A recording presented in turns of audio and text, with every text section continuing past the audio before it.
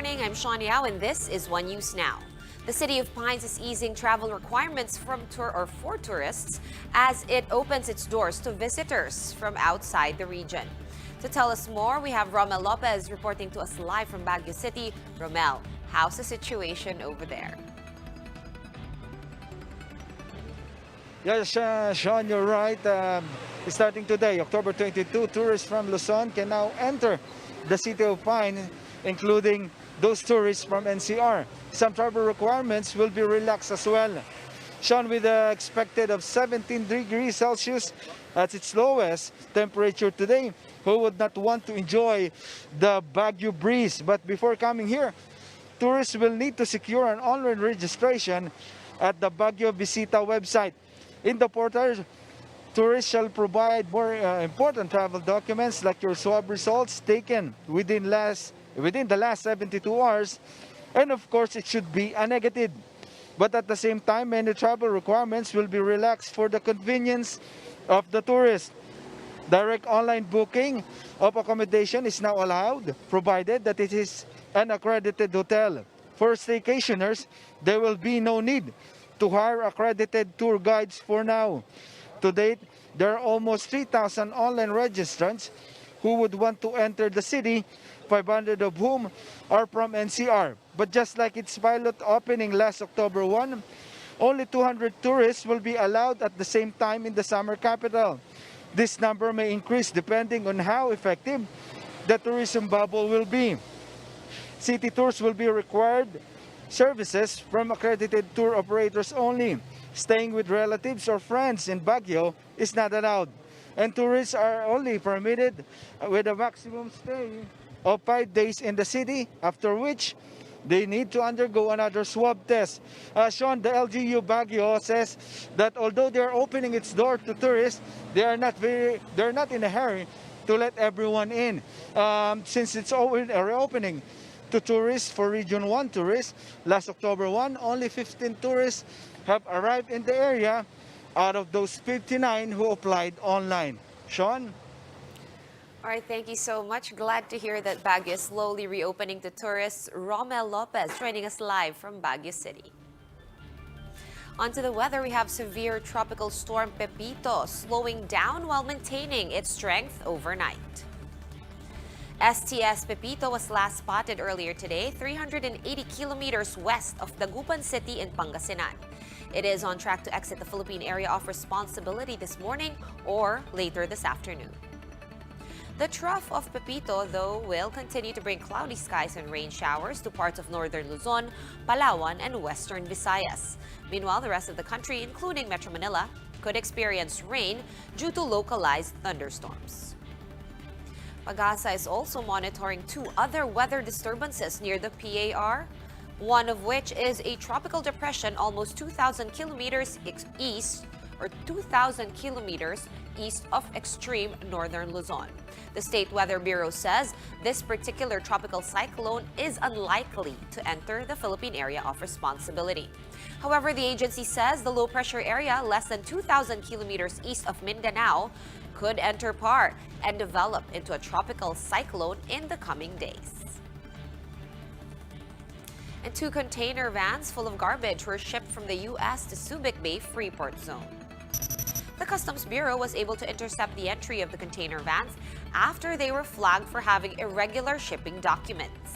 Upon inspection, the vans were found to contain various kinds of trash like used cartons and even some hazardous waste materials. We're going to pause for a quick break, but we will be back with more stories after that. Keep it here on One News.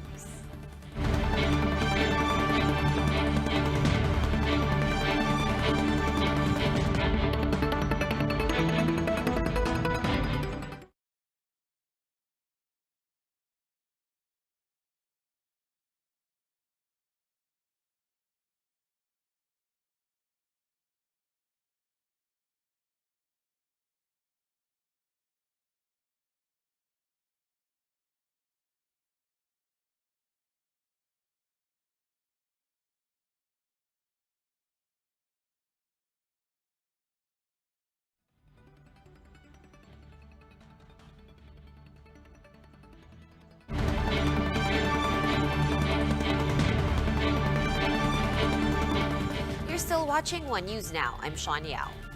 The local government of San Juan has confiscated 85 unregistered firearms under its so-called Oplan Katok.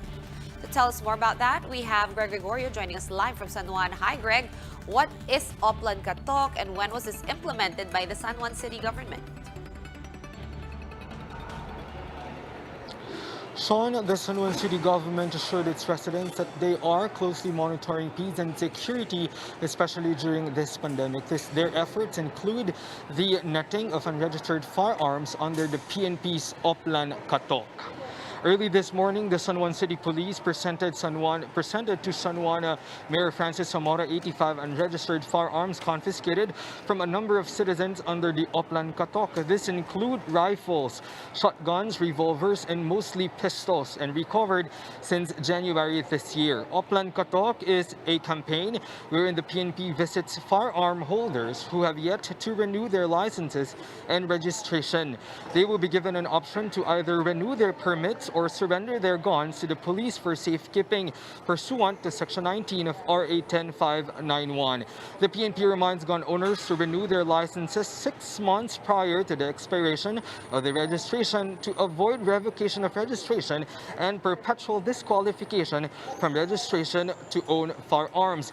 Meanwhile, NCRPO records show that there has been a significant decrease in the crime rate in the city. Only 80 criminal incidents were recorded from January to September this year, as compared to the 187 recorded crime incidents in the same period in 2019. This comparative statistic looks at 8 focused crimes such as murder, homicide, physical injury, rape, robbery, theft, and carnapping of motorcycles and cars. Meanwhile, both periods logged 4 firearm-related incidents. Sean, according to the PNP, the unregistered firearms will be kept at the San Juan City Police Station for a year, to some until January. And if its owners are still unable to renew registration of their firearms by then, this will be sent to Camp Crame for safekeeping. And owners will then have 5 years to renew registration of their firearms before it becomes property of the government. Sean? Thank you, Greg Gregorio, reporting to us live from San Juan. The PBA referee earlier suspected to have COVID-19 may have been a case of a false positive. The same referee reportedly yielded a negative antigen test yesterday after testing positive through an RT-PCR test earlier this week.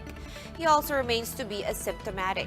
Still, he will remain on strict 14-day quarantine at the Athletes Village in the new Clark City and will undergo another swab test to confirm the negative antigen result. The PBA, BCDA, and CDC assure everyone that all 8 persons listed as the referee's close contacts have likewise been isolated within 12 hours and will undergo another round of RT-PCR tests on Saturday. The organizations involved likewise allayed fears regarding the safety of those inside the village, saying that the integrity of the bubble has not been compromised. As reported earlier, all games are allowed to continue as scheduled, but with stricter health and safety measures in place. For more updates, visit News 5, The Philippine Star, and Business World online. Visit our website, onenews.ph, for more in-depth analysis. You can also catch One News on the Signal Play app. Register for a free account at www.signalplay.com and stream One News live anytime, anywhere. I'm Sean Yao, and we are One News.